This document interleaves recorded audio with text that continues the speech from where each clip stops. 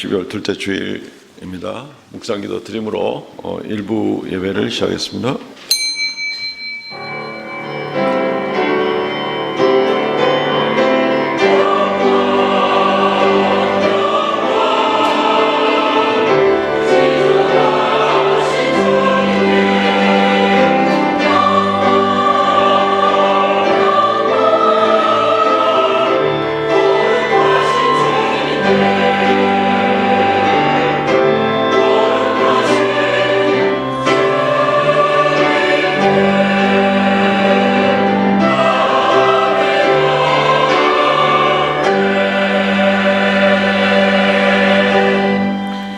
내가 복음을 부끄러워하지 아니하노니 이 복음은 모든 믿는 자에게 구원을 주시는 하나님의 능력이 됨이라. 먼저는 유대인에게요 그리고 헬라인에게로다. 주 하나님 은혜를 감사합니다.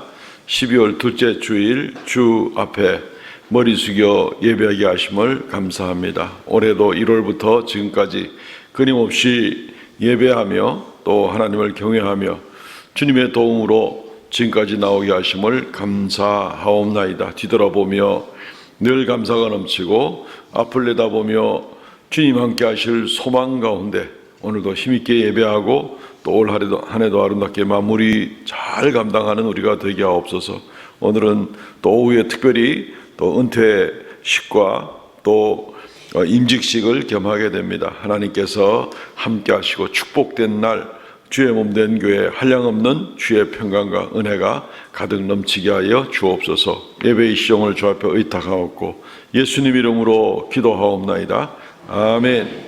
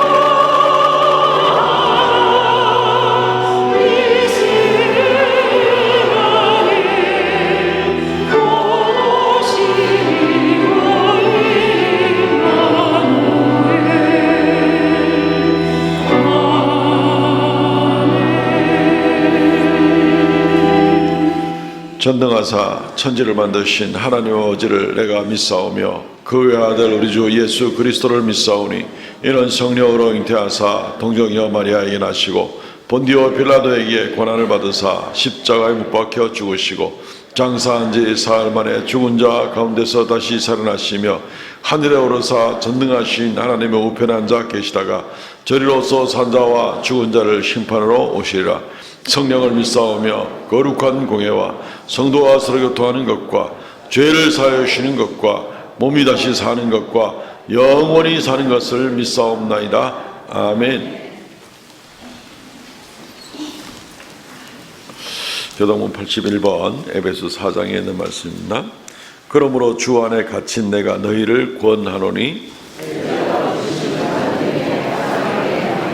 모든 겸손과 온유로 하고 오래 참음으로 사랑 가운데서 서로 용납하고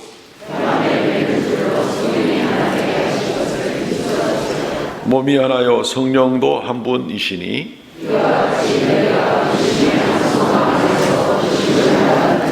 주도 한 분이시요 믿음도 하나요 세례도 하나요 만유 위에 계시고 만유를 통일하시고 만유 가운데 계시도다. 아멘.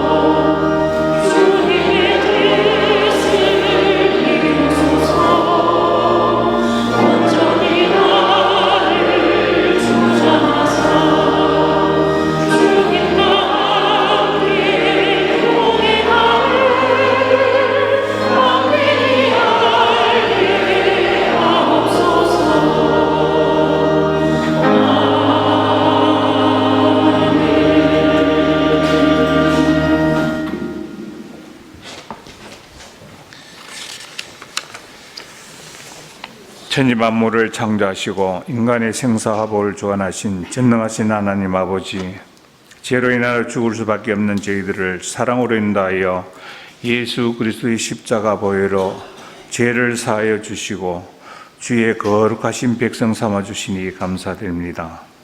저희들은 하나님의 은혜를 깨닫지도 못하고 말씀대로 살지도 못했습니다.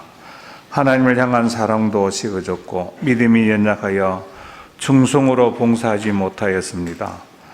주님의 은혜 안에 힘을 얻고 주님의 긍휼 안에 소망을 갖고 새 힘으로 살아가게 하여 주시옵소서. 지금까지 인도하신 하나님 아버지, 한 해를 뒤돌아보며 이끄신 주님의 손길을 바라보며 다가올 새해에는 주님의 뜻에 맡기기를 소망합니다. 새해에 주님께 새롭게 열어가실 일들에 대한 기대와 소망을 가득하게 하시며 우리의 계획과 생각이 주님의 뜻 안에 이루어지게 하시고 모든 일들이 주님의 영광을 나타내는 생활이 되며 맡겨진 직분을 잘 감당하는 성도들이 되게 하여 주옵소서. 대구 삼성교회를 사랑하여 주시는 하나님 아버지, 예배와 말씀으로 거듭나게 하시며 이웃을 위해 봉사와 헌신으로 이 사명 감당하게 하여 주옵소서. 모든 성도가 복음 전파와 구제에 진력할 수 있도록 성령께서 인도하여 주옵소서. 젊은 청년들이 넘치고 주일학교 어린 영혼들이 마음껏 꿈꾸며 비전을 갖게 하시며 오직 말씀으로 든든히 세워주고 결실되는 주일학교가 되게 하여 주옵소서. 이 나라를 사랑하신 하나님 아버지, 나라가 주님의 통치를 받는 나라가 되기를 원합니다. 개인으로부터 국가에 이르기까지 모든 불법과 불의가 사라지고 공정하고 의로운 사회가 되게 하여 주시옵소서. 대통령과 이승자들에게 겸손한 마음을 나라를 바르게 다스리게 하옵시고 온 세상 모든 민족들을 구하여 이 세상 파견된 선교사님들의 학계에 능력을 부어 주옵소서. 전하는 곳마다 믿는 자들의 수가 더해지는 역사를 나타내 계시고 특별히 북한 동포들을 불쌍히 여겨주시고 절망 속에 있는 그들을 건져 주시옵소서. 위로와 소망이 되게 하여 주시옵소서. 하루빨리 통일이 되어 북한 국민들이 온전하게 믿음과 또한 자유로운 삶을 살고 또 믿음 생활을 잘할 수 있도록 은혜 내려 주옵소서. 오늘도 이곳저곳에서 봉사하는 성도들 하나님께서 그 노고와 수고를 은혜의 복으로 채워 주옵소서. 마음은 간절하나 몸이 불편하고 이 자리에 함께하지 못하는 성도들을 치료하여 주시고 또 고통 중 있는 성도들 주님의 사랑으로 위로해 주시옵소서. 마음의 시험으로 아파하는 성도들까지도 하나님 크신 은혜로 고난에서 감사가 되게 하여 주옵소서. 기도로 준비하여 말씀을 전하실 목사님에게 늘 강건하게 하여 주시고 선포되는 말씀마다 주님의 영광이 나타나고 은혜의 역사가 나타나게 하여 주옵소서. 예배를 드리는 찬양이 하나님께 영광이며 이 찬양이 성도들을 함께 은혜하는 시간이 되게 하여 주시옵시고 수고하는 호사나 찬양대 모든 대원에게 복으로 갚아 주옵소서. 이 예배를 시작과 끝을 주님께서 주정하시며 우리를 죄에서 구원하신 예수 그리스도 이름으로 기도하옵나이다. 아멘.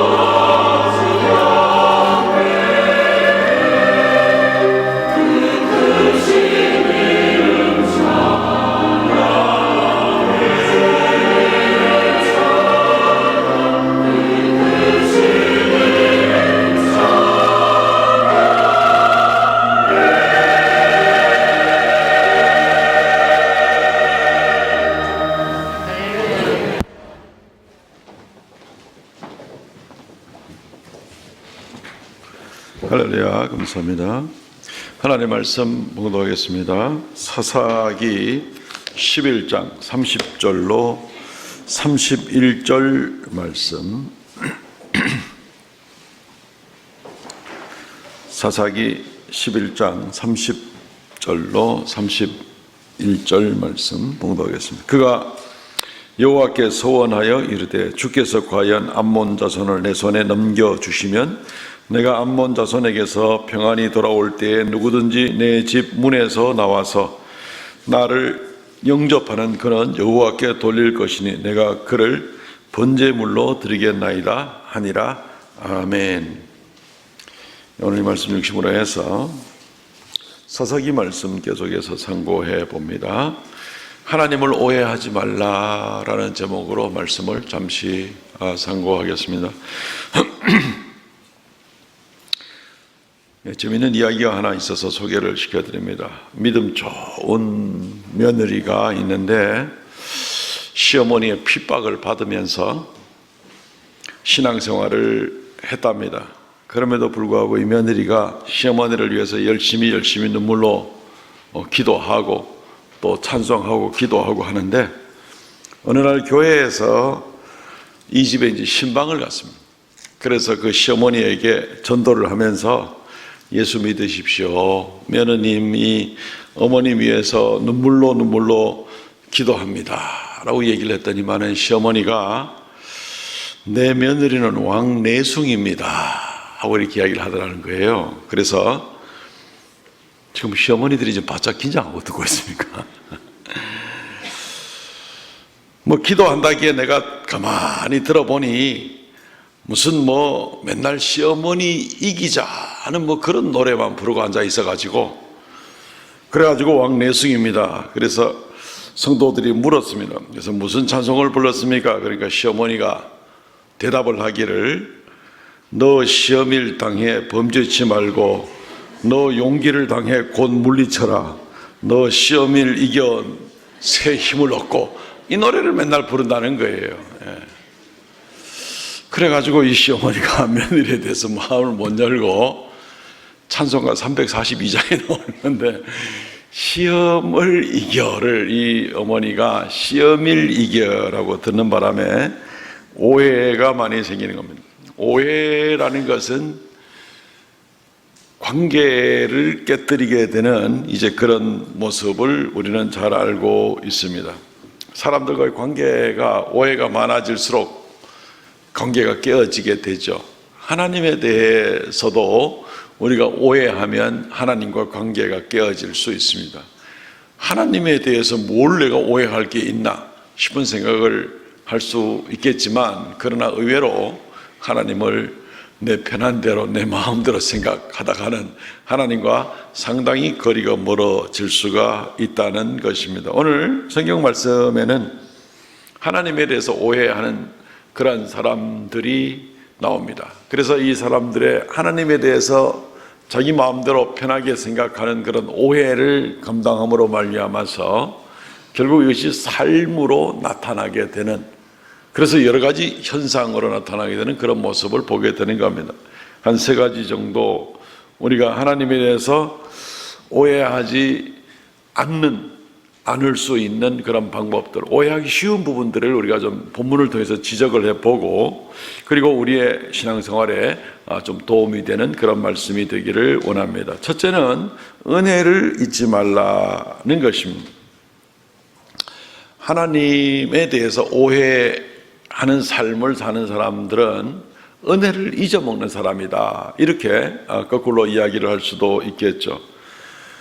오늘 우리가 다 읽진 않았습니다만은 사사기 11장에 있는 내용은 사사 중에 입다라는 사람에 대한 그런 이야기가 나옵니다. 입다의 이야기는 우리나라 소설 중에 옛날에 그 허균의 홍길동전 같은 사람의 그런 이야기와 비슷합니다.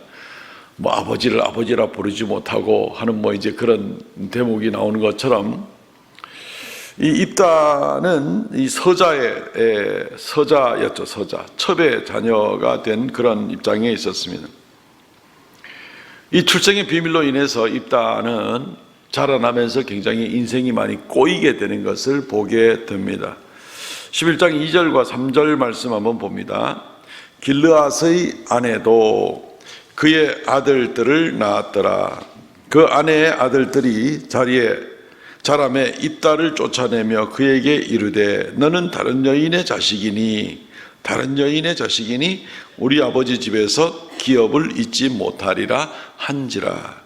이에 입다가 그의 형제들을 피하여 돕 땅에 거주하며 잡류가 그에게 모여와서 그와 함께 출입하였더라. 어느 집에나 쉽게 일어날 수 있는 그런 내용입니다. 첩의 자녀가 되다 보니까 우리 아버지에게서 아무것도 받을 수 없다, 나가라. 그래서 이제 쫓겨나서 돕 땅에 이르게 되고 거기에 많은 무리를 모았다.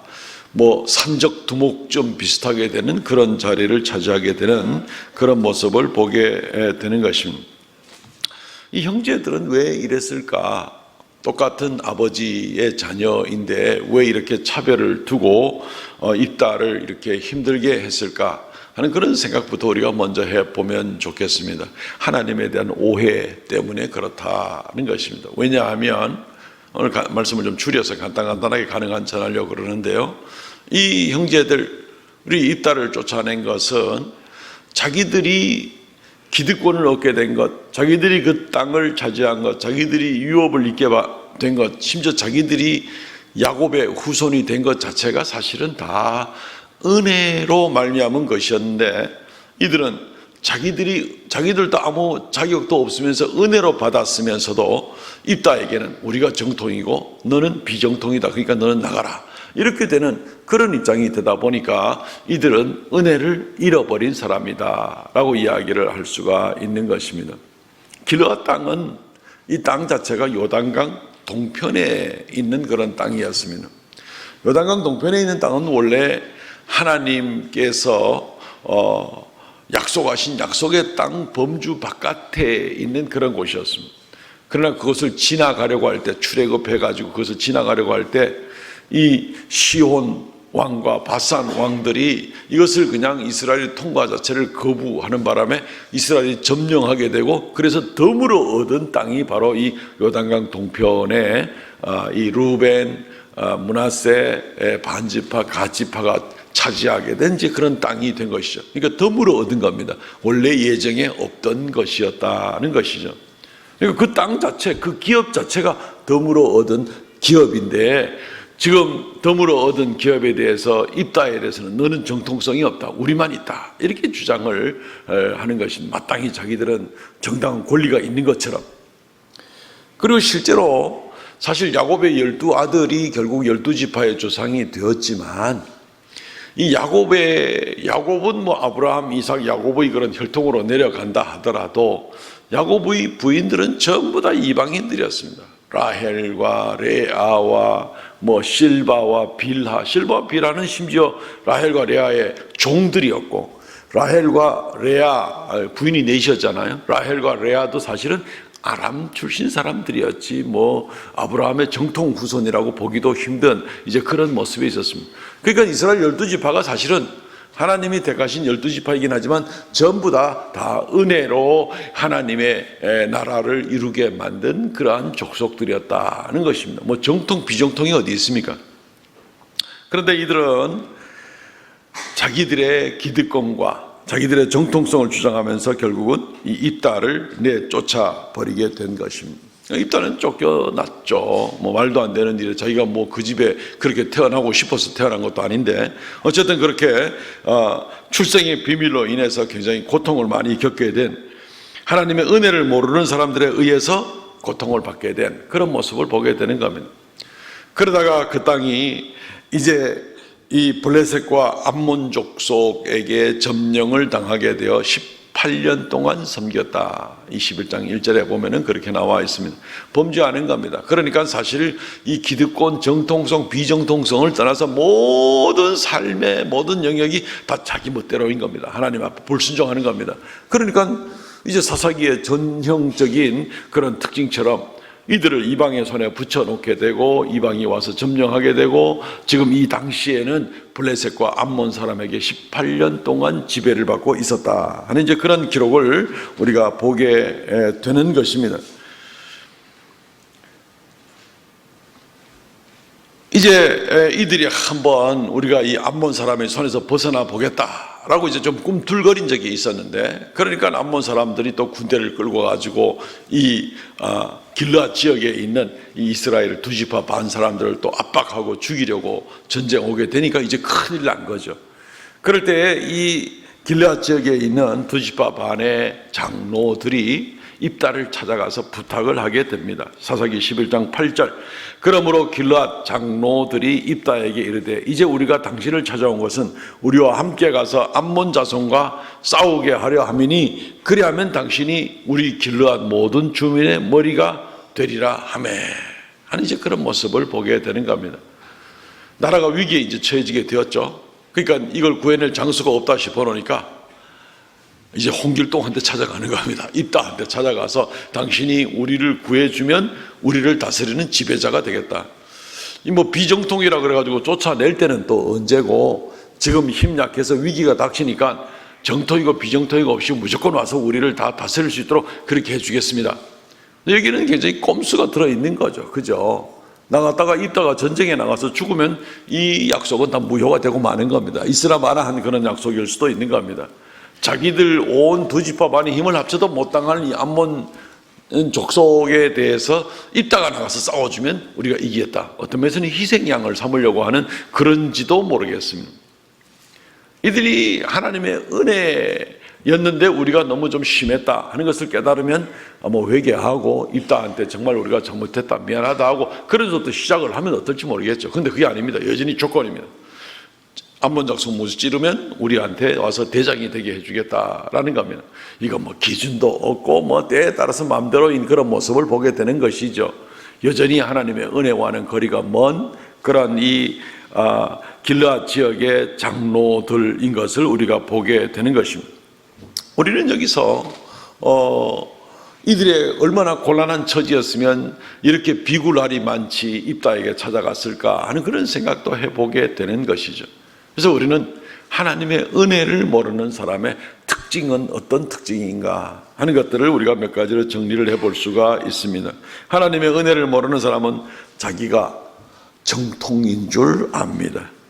자기 된 것이 하나님의 은혜인 줄 모르고 자기의 능력인 줄 압니다. 하나님의 은혜를 모르는 사람은 자기 생각을 12번 더 바꾸어도 그것이 다 올바른 줄로 알고 있는 그런 모습을 보게 되는 겁니다. 하나님의 은혜를 모르는 사람은 이웃과 형제와 갈라지는 그런 모습에 있습니다. 하나님의 은혜를 모르는 사람은 끝까지 이웃을 이용하려고 하는 그런 모습을 보게 되는 것입니다. 성경에는 이스라엘 백성들이 은혜로 구원받고 은혜로 택함받았다는 것을 늘 강조를 해주고 있습니다. 신명기 24장 21절 22절 말씀. 내가 포도원에 포도를 딴 후에 그 남은 것을 다시 따지 말고 객과 고아와 과부를 위하여 남겨두라. 너는 애굽 땅에서 종되었던 것을 기억하라. 이러므로 내가 내게 이 일을 행하라 명하노라. 가나안 땅에 들어와서 이스라엘 백성들이 일구지 않았던 포도원과 모든 농작물을 얻게 되고 이럴 때 너희가 수고하지 않은 것 하나님의 은혜로 준 것인 줄 알고 너희도 추수할 때 끝까지 악착같이 다 끌고 모아가지고 너 거 만들려고 하지 말고 남겨두라. 과와 과부와 객을 위해서 너희가 은혜로 구원받았으니 은혜를 베푸는 삶을 감당하라 라는 메시지가 사실 성경 여러 곳에서 나오게 되는 겁니다. 항상 하나님의 은혜를 생각하며 그것을 기억하며 살아가는 것이 정말 중요합니다.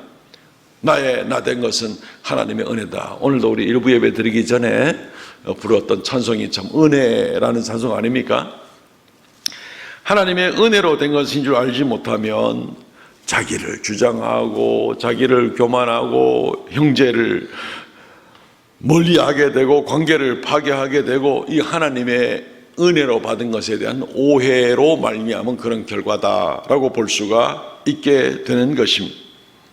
우리는 혹시 이 말씀 생각하면서 나는 혹시 내게 주신 모든 것이 하나님의 은혜인데 이것을 깨닫지 못함으로 말미암아서 형제를 미워하지는 않았는가 생각해 보시기를 바랍니다.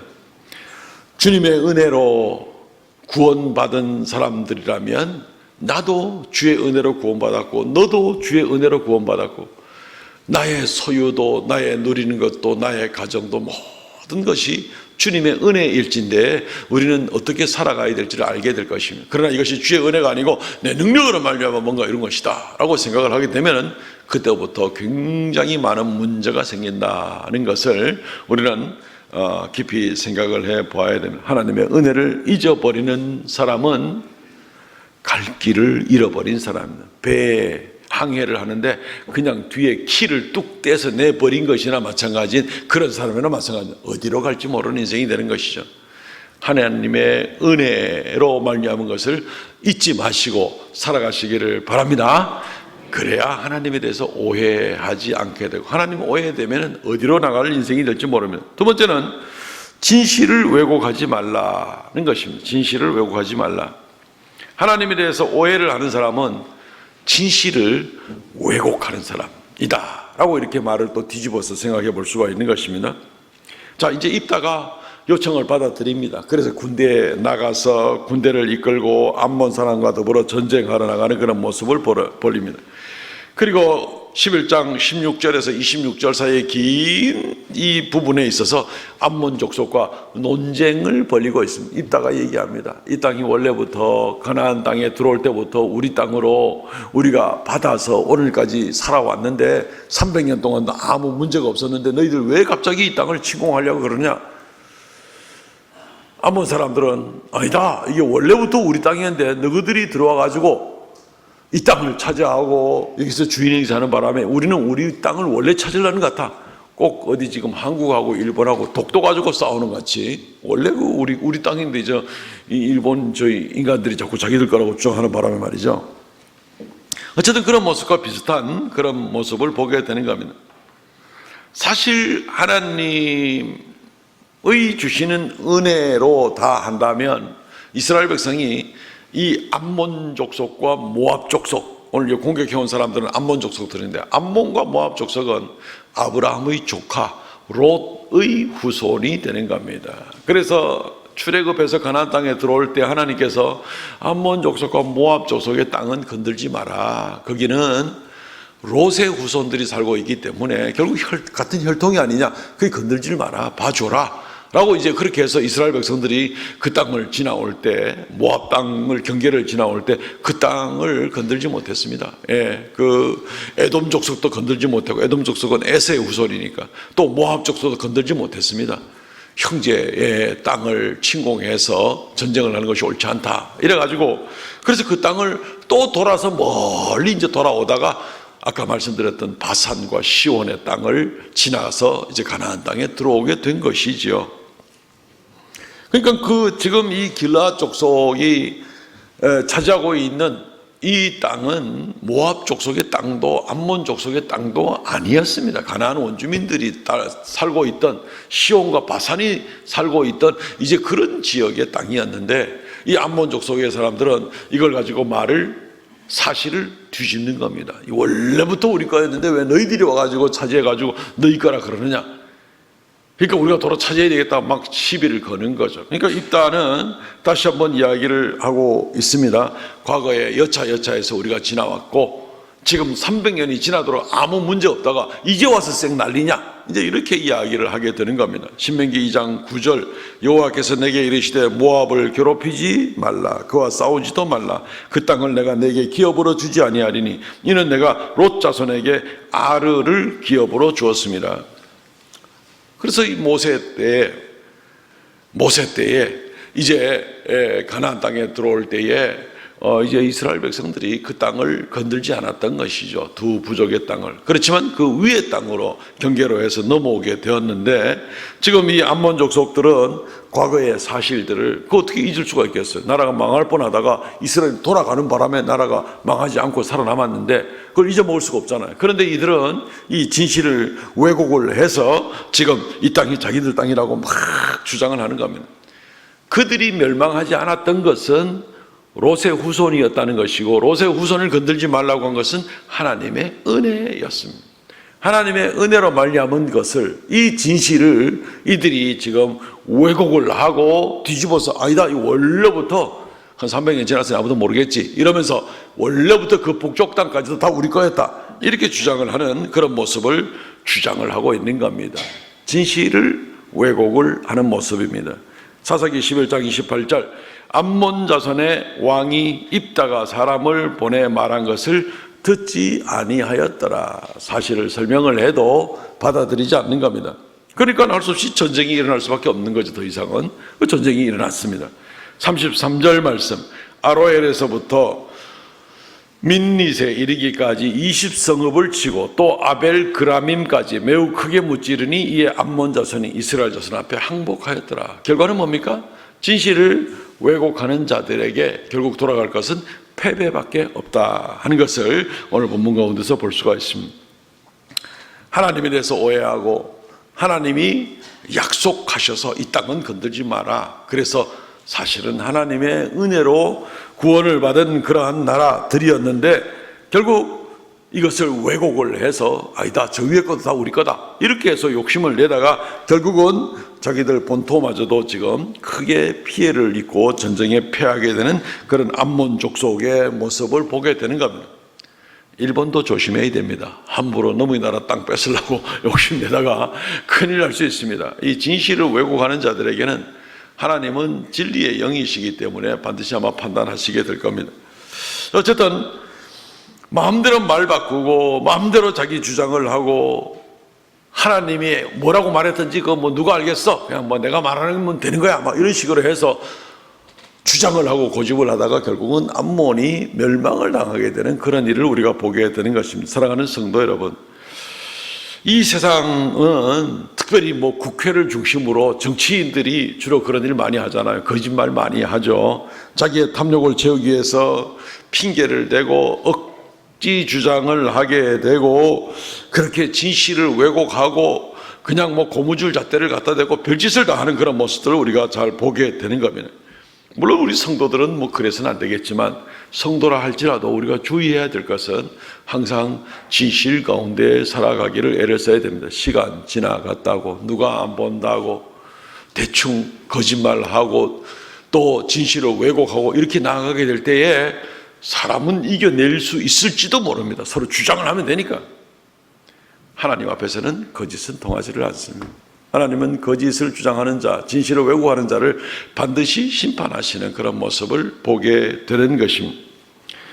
우리는 우리 주변에 항상 진리된 말씀을 중요시하고 우리의 삶 가운데 진실을 추구하면서 하나님께 살아가기를 애를 쓰는 그런 모습이 되어야 되는 겁니다. 그렇지 않으면 마치 우리가 하나님의 자녀라는 이름을 달고 있으면서 거짓 가운데 살게 되면 얼마나 이것이 하나님을 도외시하는 겁니다. 하나님이 뭐 알게 뭐야? 하나님이 뭐 어찌 알겠어?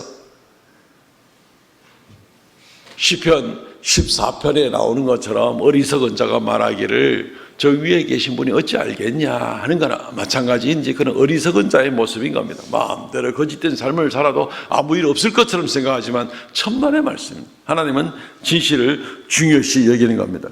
이따는 이들에게 아무리 설명해도 말을 듣지 않으니까 오늘 27절 말씀에 하나님께서 판결하시옵소서.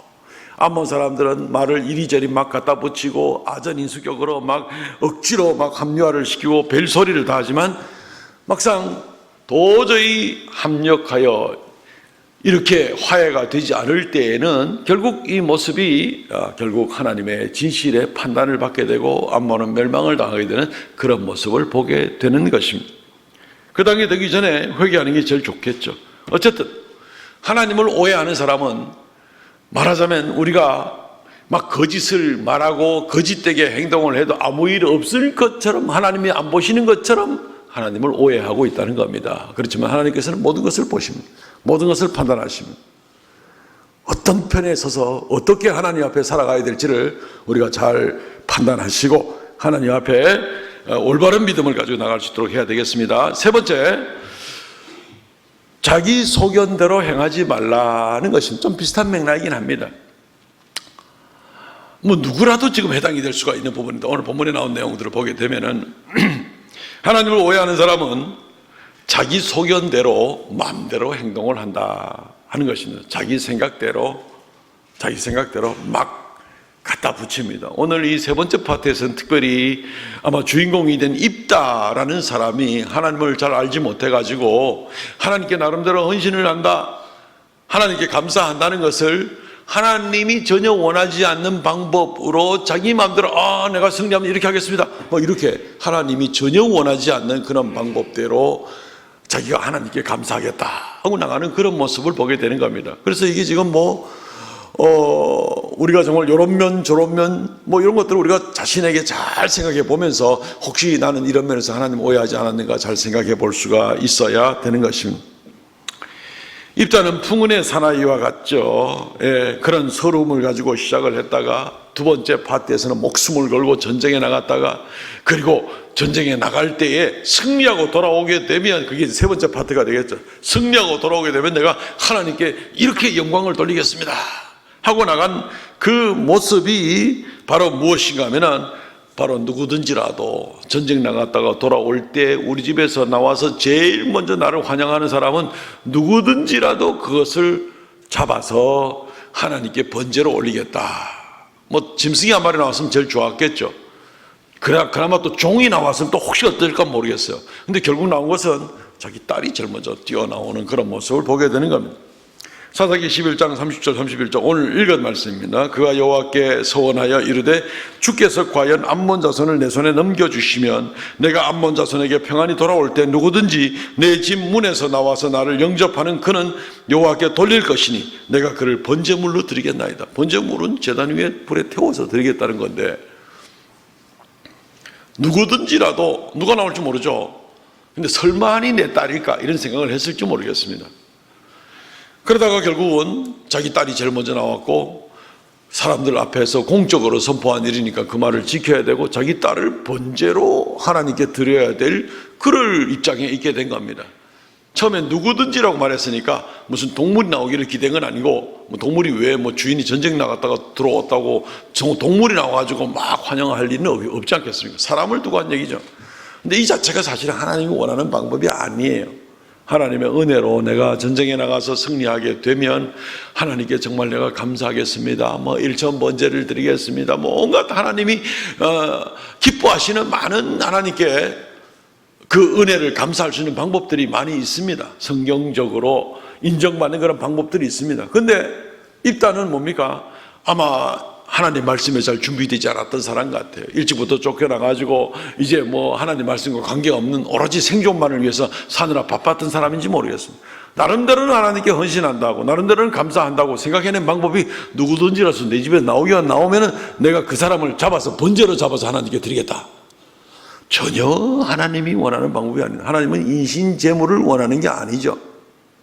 혹시 우리 성도들 가운데 그럼 이삭은 혹시 그런 생각하실지 모르겠지만은 그건 하나님이 처음부터 이삭을 그 번제물로 받으려고 한 것이 아니라 아브라함을 시험하기 위한 것이고 처음부터 이삭으로 말미암은 후손과 더불어 내가 언약하겠다 그렇기 때문에 하나님이 이삭을 번제물로 태워서 죽이려고 그렇게 생각했던 것은 처음부터 아니었습니다. 가장 아끼는 것을 하나님께 드리냐 안 드리냐 그거 보려고 시험했던 것밖에 없죠. 어쨌든 하나님은 번제물로 사람을 드리는 것을 금지하고 있습니다. 이 모압 족속의 이 그모스라든가 이런 신을 섬기는 사람들은 자기 자녀들을 불 가운데 지나가게 그냥 지나가서 껑충뛰기 가능한 것이 아니라 불 위에 올려놓고 태워 죽이는 겁니다. 자기 자녀를. 그래서 자기의 신을 감동시킨다고 생각하는 거죠. 그것은 불가능한 일입니다. 하나님은 가장 혐오하는 그런 일이 되는 것입니다. 그런데 입다가 지금 하나님의 백성이라고 하면서 지금 전쟁에 나가면서 뭐라고 외치는 겁니까? 누구든지 우리 집에서 제일 먼저 나오는 사람 내가 전쟁에서 무사히 돌아올 때 그 사람은 내가 번제로 드리겠다.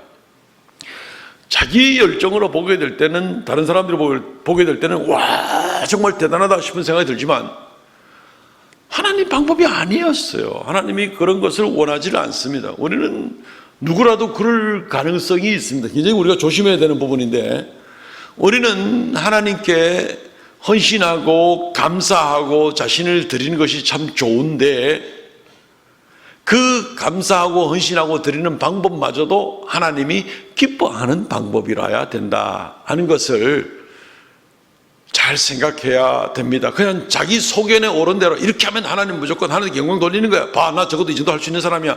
이렇게 하는 것이 아니라는 것입니다. 그래서 성경에는 심지어 하나님께 예물을 드리는 데에도 창기와 개 같은 자들이 번 돈에 대해서는 절대로 예물을 받으면 안 된다고 이야기를 하는 것이죠. 너의 것을 도둑질한 것을 가지고 하나님께 내가 11조만 많이 드리면 된다. 하나님께 기뻐하시겠습니까? 그럴 수는 없는 겁니다.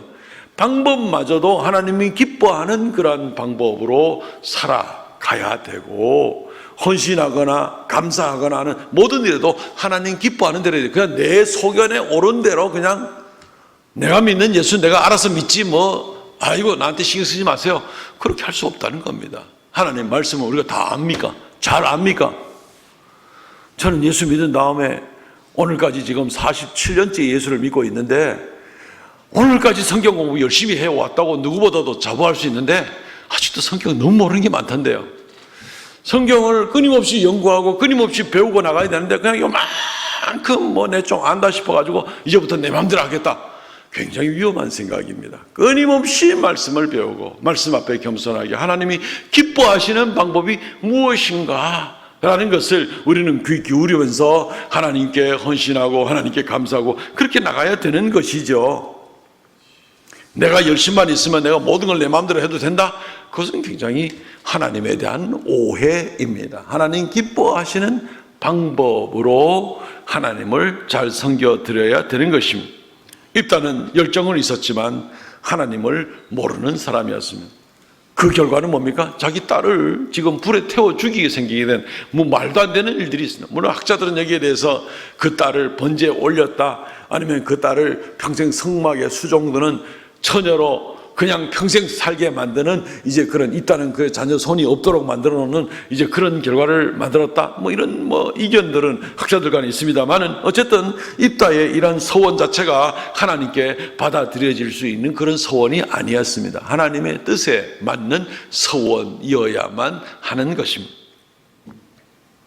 내 열정, 내 소견을 기준으로 삼고 내 마음대로 하나님을 섬기다고 하다가는 정말 큰일 날 그럴 일들이 되는 것입니다.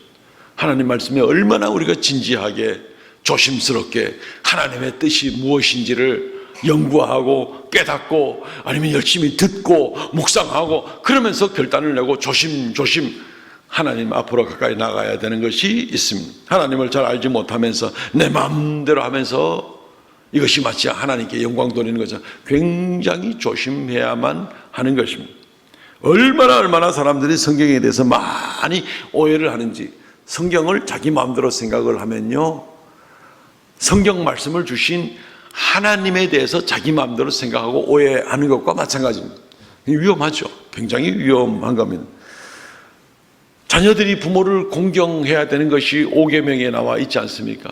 자녀들이 부모를 잘 섬기는 것을 그냥 아이고 뭐 여기 맛있는 고기 덩어리 있습니다, 먹으십시오, 먹고 그냥 뒷방에 앉아가지고 꼼짝 말고 아무 소리도 하지 마 앉아 계세요, 이것이 공경하는 게 아니잖아요. 성경은 부모에게 금덩어리나 먹을 것만 잔뜩 갖다 주라고 말하지 않고 부모를 공경하라, 부모가 정말 기뻐하고 부모가 정말 자녀에 대해서 자부심을 가질 수 있는 그렇게 부모를 공경하라고 얘기하는 것이죠. 평상시에 부모를 무시하고 살면서 그냥 내가 그래도 뭐 밥은 먹여주고 있다, 이건 말도 안 되는 그런 얘기가 되는 거죠. 하물며 하나님 앞에 하나님 내 뭐 주일도 지키고 11조도 내고 이러니까 뭐 내 마음대로 살아도 어림탁도 없는 말씀입니다. 하나님 뭐가 부족했어요? 하나님이 기뻐하시는 방법으로 하나님을 섬기고 나가는 것이 너무너무 중요합니다. 자기 소견에 옳은 대로 행하는 것은 하나님을 오해하는 그런 행동이다라는 것입니다. 말씀 맺겠습니다. 사랑하는 성도 여러분, 하나님을 오해하지 마시기를 바랍니다. 오해하면 관계가 깨어집니다. 인간 사이에서도 관계가 깨어지는데 하물며 하나님을 내 마음대로 생각하고 내 마음대로 오해를 하다가는 문제가 많이 생기고 하나님과 거리가 생기게 되는 것입니다. 은혜를 잊지 마시기를 바랍니다. 진실을 왜곡하지 마시기를 바랍니다. 자기 소견대로 행하지 마시기를 바랍니다. 오히려 은혜 가운데 살아야 하고 진실되게 살아야 하고 하나님 기뻐하시는 방법대로 하나님을 섬겨야 하고, 이 모습이 바로 하나님을 오해하지 않고 하나님과 동행하고 나가는 귀한 성도의 삶이 될 것입니다. 승리하시는 모든 성도들 되시기를 주의 이름으로 축원드립니다. 아멘. 통성을 같이 한번, 하나님, 내가 혹시 하나님을 잘못 알고 오해한 것 없습니까? 내 마음대로 하나님을 내 멋대로 섬긴다고 하면서 잘 섬긴다고 생각하지는 않았습니까? 하나님 말씀의 기준을 따라서 하나님을 잘 섬길 수 있는 그런 우리가 되게 하여 주옵소서. 자신을 위해서 이 시간 간절하게 기도하겠습니다. 주 하나님, 은혜를 감사합니다. 아버지 하나님, 우리가 교만하고 악하여 때때로 내 마음대로 생각하면서 이것이 하나님의 뜻이라고, 아버지 하나님이여, 교만하고 판단하고 관계가 깨어지고 거리가 멀어지고 진실을 왜곡하는 일들이 얼마나 많습니까? 주여 용서하여 주시고 아버지 앞에 온전하게 하여 주시기를 간절히 바라옵고 합니다. 이제 하나님을 오해하지 아니하고 하나님의 말씀의 뜻대로 아버지 앞에 온전한 삶을 살고 오직 하나님께 영광과 찬송을 돌리는 귀한 역사, 귀한 삶으로 아버지 앞에 나아가는 그런 우리가 되게 하여 주시옵소서. 주여 긍휼을 더하여 주시기를 간절히 바라옵고 합니다. 역사하여 주시옵소서. 주여 긍휼을 더하여 주시옵소서.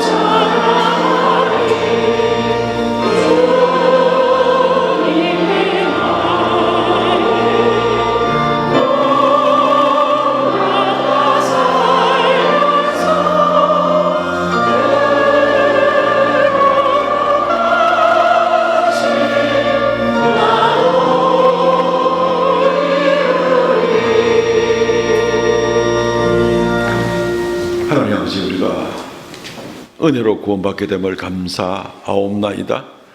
교회 생활 익숙해졌다고 교만하거나 자만하지 않게 하시고 날마다 겸손하게 하나님의 뜻을 분별하고 하나님 앞에 한 걸음씩 나아가는 우리가 되게 하여 주시옵고, 하나님을 오해하는 것이 아니라 더 하나님의 뜻을 쫓아나감으로 하나님과 더 가까워지고 하나님께 영광 돌리고 축복된 삶을 살아가는 귀한 성도들 되게 하여 주옵소서. 이 시간 아버지 앞에 귀한 예물 올려드립니다. 11조 예물, 감사 예물, 작정하여 헌신한 귀한 예물들 주님 연락하여 주시고 생명의 역사, 주님의 거룩한 승리의 역사가 항상 넘치게 하여 주시옵소서. 드린 손길마다 만복으로 더하여 주시오며 주 앞에도 겸손히 엎드릴 때에 인생 사는 동안 부족함이 없게 하여 주시고 더욱 풍성함으로 하나님 더 잘 섬기도록 은혜 더하여 주시옵소서. 이 시간 머리 숙여 예배하는 모든 성도들 가정마다 이 한 주간도 위로부터 내리는 평강과 성탄의 축복과 은혜가 넘치게 하여 주옵소서. 감사하고 예수님 이름으로 기도하옵나이다. 아멘. 지금은 우리 주 예수 그리스도의 은혜와 아버지 하나님 극진하신 사랑과 성령의 교통하심과 새롭게 하심의 역사가 머리 숙여 경배하는 하나님의 거룩한 백성들에게 영원토록 함께 있을지어다. 아멘.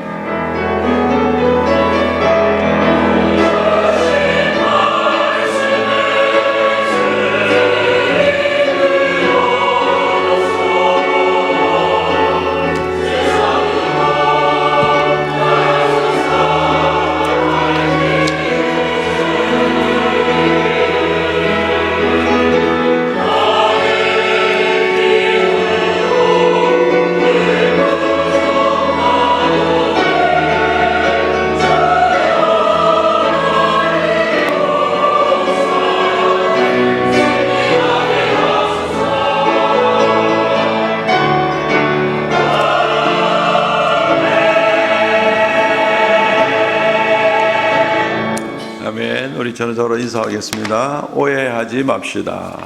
오해하지 맙시다. 예, 좀 폭이 넓은 메시지를 생각하면서 좀 폭넓은 의미에서의 오해하지 맙시다. 예, 우리 하나님에 대해서는 특별히 그래야 되겠습니다. 주보를 보시면 광고 말씀드립니다. 성경 완독자는 오늘까지 알려주시기 바랍니다. 예, 오늘까지 알려주시면 다음 주 주보에 아니네요. 예, 오늘까지 나온 분들만. 예, 내일부터 이름이 나오시는 분들은 다음 주에 뭐 좀 섞여 나오겠다마는 어쨌든 사무실에서는 오늘까지 이름이 접수된 분들에게 교회가 정성스럽게 준비한 선물을 기념품으로 드릴 예정입니다. 좋은 거 준비해 놨습니다. 예, 읽으신 분들은 오늘까지 너무 겸손해하지 마시고 이름을 교회에 알려주시기 바랍니다. 오후 예배는 은퇴 및 임직 감사 예배로 드립니다. 우리 권사 은퇴자 김동문, 김은숙, 박복희, 박화자, 이복희, 최정숙, 허영희, 최순연, 예, 그리고 또 70세 되기까지 서리 집사로 또 이렇게 섬기신 분들 김재열, 권영기, 박태분, 한영애, 다 귀한 분들입니다. 또 장립 집사로 임직하는 분들 배용태, 배철수, 신상하, 권사로 임직하게 되는 분들 김미경, 남미나, 정미라, 정진숙. 예, 오늘 오후에는 뭐 우리 교회 잔치 날입니다. 순서지를 미리 나눠드리는데 원래 오후에 나눠드릴 건데 순서지가 많이 남아가지고 오전에 나눠드리고 오후에 또 나눠드릴 만큼 인쇄소에서 하여튼 많이 찍어줬어요. 그래가지고 이제 미리 나눠드린 거니까 예, 오후에 다 참석하시길 바라는데 혹시나 그렇지 못하더라도 여기 누가 은퇴를 하시고 누가 사진이 있으니까 누가 새로 임직 받으시는구나 보시고 기억하시고 기도해 주시기를 바랍니다. 예, 이번에 임직하는 분들이 특별히 선물을 우리 온 교회 교우들에게 선물하는데 또 오후에 혹시 또 바빠서 못 오시는 분들은 또 못 받으실까봐 선물을 미리 드리기로 했습니다. 오전에 1부 예배, 2부 예배 바치고 나가면서 오후에 드릴 선물을 미리 이렇게 기념품을 드립니다. 예, 아주 고급스러운 멋진 우산인데 3단 접입니다. 예, 가방에 쏙 들어가는 아주 좋은 멋진 건데 나가면서 한 집당 하나 아니고 한 분당 하나씩 다 받아 가시기를 바랍니다. 예, 그렇게 귀한 선물 미리 감사를 드립니다. 그리고 또 오늘 점심 식사도 임직자분들께서 함께 섬깁니다. 주보에 이제 은퇴자들 같이 섬긴다 그랬는데 또 은퇴자들께서 아마 또 겸손하게 우리는 아니다 하고 쪽지를 올리셨는데 임직자들께서 오늘 섬기신답니다. 점심 식사를 역시 감사를 드립니다. 예, 오늘 오후 예배 후에는 교육위원회 모임이 있습니다. 2025년 1월 1일부터 재정부원으로 섬길 분들 미리 발표를 해드립니다. 재정부장은 김성균 장로님, 일반재정팀장 이성희 장립집사님, 기록을 겸합니다. 현금회계는 김종식 장립사님, 11조는 전영호 장립사님, 감사헌금은 최희원 무임 장립사님, 주일헌금은 조진우 집사님, 배용태 집사님, 김호주 성도가 재정부에 섬기게 되고, 주보에 누락이 되는데 특별재정팀은 손은익 집사님, 장립사님, 김진우 집사님 두 분이 또 특별재정팀으로 내년에 봉사를 해주시게 되겠습니다. 전에도 말씀드렸지만 이제 2026년부터는 교회 회기년도를 1월 1일부터 12월 31일로 바꾸어서 하기 때문에 예년 같으면은 12월 첫 주부터 11월 말째 주 이렇게 했는데 바뀌게 된 것을 참고로 해주시면 되겠습니다. 할렐루야 찬양대원으로 곽병주 성도 임명합니다. 수고해 주시기 바랍니다. 성탄절 특별 찬양 연습 이번 토요일에 있습니다. 둘째 주입니다. 여전대 원래로 모입니다. 이번 주 금요 성령 집회는 특별 성령 집회로 드립니다. 다른 광고는 드렸습니다. 교우 소식 새가족 소식이 있는데 이 새가족 지난주에 두 분을